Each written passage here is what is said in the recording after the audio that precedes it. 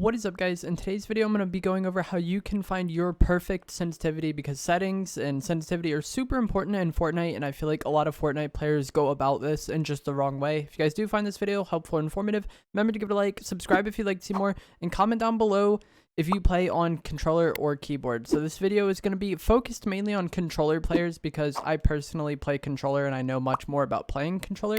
I don't really know anything about keyboard. Some of this will still apply to keyboard, but when I mention kind of more specific settings or show specific settings, that really won't apply to keyboard, but a lot of this will stay the same. So I think one of the biggest ways that a lot of people in the Fortnite community go wrong is that they copy their favorite player's sensitivity, and then they feel like they have to stick to that regardless of how it goes for them, and regardless if it even like feels good for their playstyle. So let's say someone really liked watching FaZe Sway videos. He's like a really cracked creative player, very, very good at building. And this player only plays zero build, but FaZe Sway is their favorite content creator, so they copy Sway's settings, but they only play zero build. That isn't a good match at all, right? So I think it is much better to try to copy someone's settings who has a similar playstyle to you. You know, if you want to be cracked at building, then you watch someone who's really cracked at building and you try to emulate that playstyle, then those settings can go well for you. If you're a zero build player and you watch one of the best zero build players, their settings might work well for you. But try to think about like the game type you play and how you like to play the game or how you like to approach fights, and try to find a player who has like a similar thought process or a similar playstyle to you, and then try to copy their settings. I think it is not bad to copy somebody's settings at all. Where a lot of people go wrong is that they copy the settings and then they feel like they have to stick to that no matter what, and they can't deviate from it. And that's where I think the problem is. It can be good to copy someone's settings, especially if they have a good, like a similar playstyle to you, because odds are if someone's like a pro player, a streamer, content creator, they have lots and lots and lots of hours invested in the game, and so their settings are probably somewhat going to make sense. You know, they're not going to have like random just things that are very, very wrong with their settings or just really suboptimal with their settings.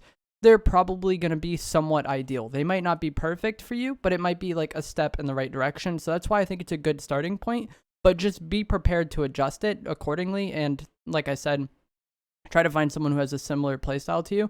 That way you're starting with a base which kind of, you know, goes well with your gameplay. If you are on controller, and this is where I said if you're keyboard or controller, this video may or may not be helpful for you, is so if you don't want to go the route of copying someone's settings, I feel like you could start off with like somewhat default or basic settings.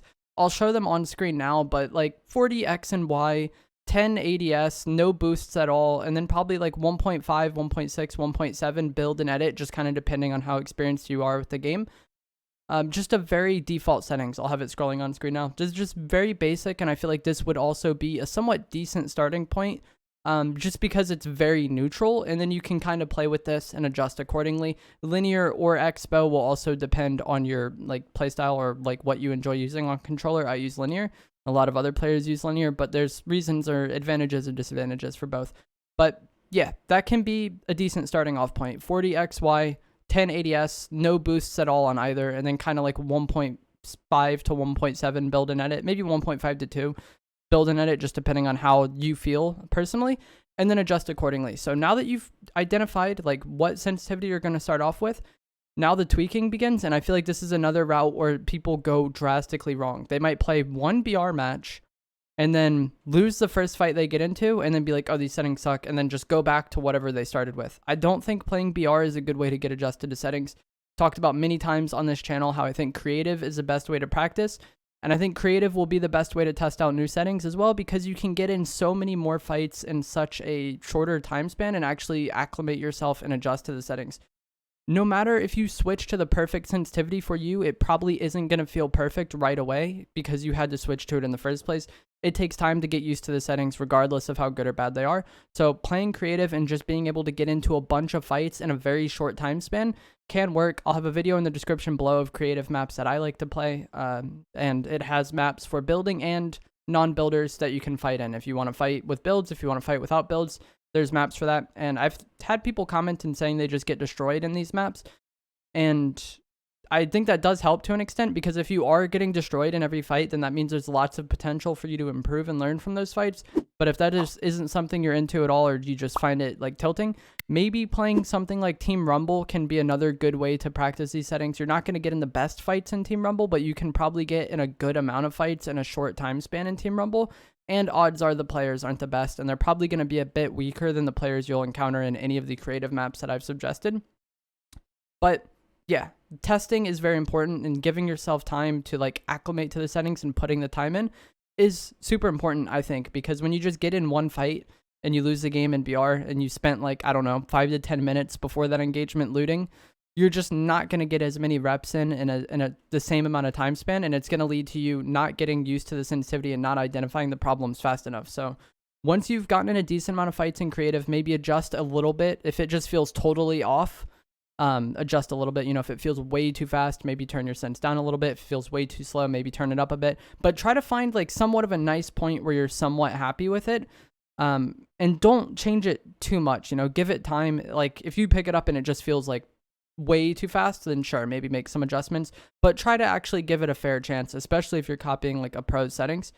And record these games if possible. If you're playing on PC, you could just use OBS to record. If you're playing on console, you can use the clips feature, and you can also use shadow play if you're on PC.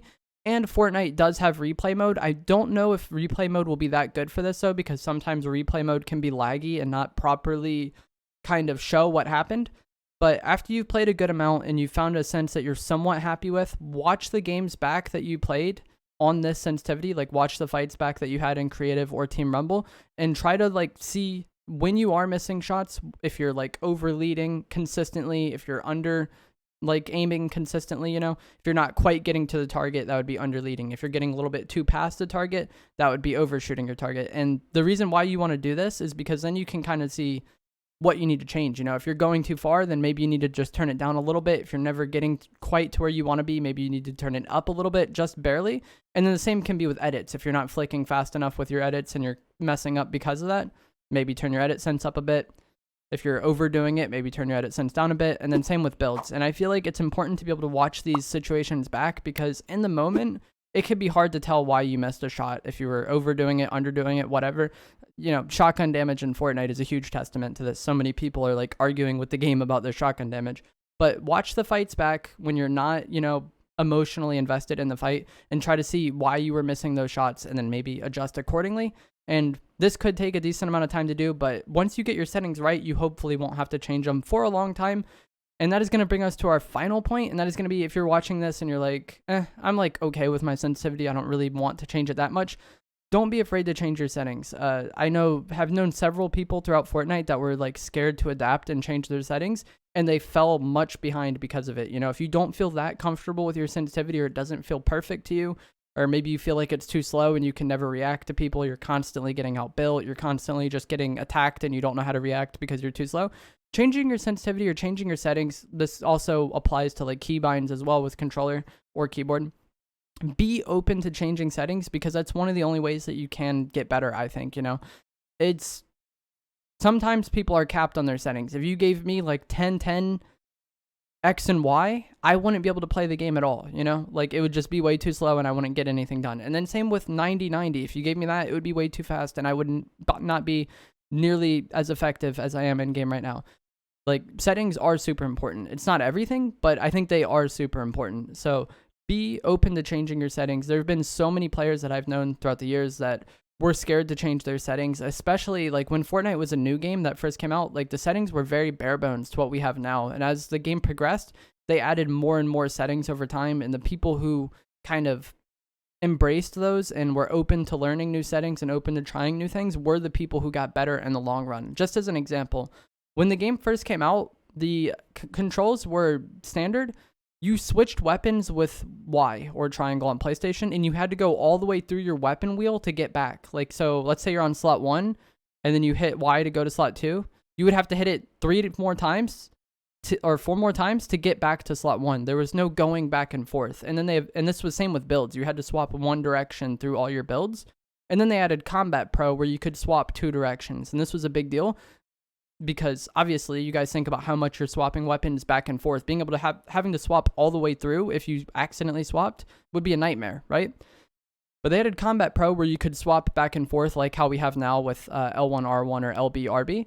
And I knew people who played on Standard for like over a year because they were scared to adjust to that. And then they also added Builder Pro in the future where each building piece just had its own button that you could press for that build piece. And obviously that made you much more efficient. And there was people who were scared to adapt to that and they just never improved. So yeah, I think if you are someone who finds it like daunting or scary to switch settings, I understand that somewhat, especially being like a streamer and content creator. It is annoying to try to get used to new things and not be able to get, as good of gameplay as you want. But it is worth taking those steps backwards in some senses to get better in the long run. I've also seen people say they don't want to try the advanced settings because it's too daunting.